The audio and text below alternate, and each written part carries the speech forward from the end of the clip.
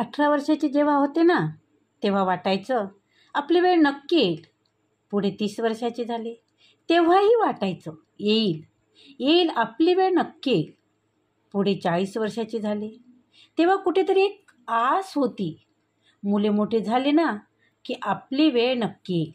आता तर 50 देखील पार झाली. मुले मोठी झाली, त्यांची लग्न झाली, ती वेगवेगळ्या ठिकाणी सेटलही झाली. पण आपली वेळ काही अजून आलीच नाही. खूप काही ठरवलं होतं. मस्त सगळं जग फिरायचं, हवे तसे कपडे घालायचे, खायचं प्यायचं, मस्त मजा करायची. पण होते ते सेविंग सगळे मुलांच्या शिक्षणासाठी, लग्नासाठी खर्च झाली. आणि आता कितीही मोह झाला फिरण्याचा तरी मुलांना सांगून त्यांच्याकडून पैसे मागून ते नको वाटतं. ते आता ते त्यांच्या आयुष्यात सुखी असले तरी बस झालं. ते स्वतःच मात्र किती स्ट्रगल करत असतात ते त्यांच्या वेळेची वाट पाहत.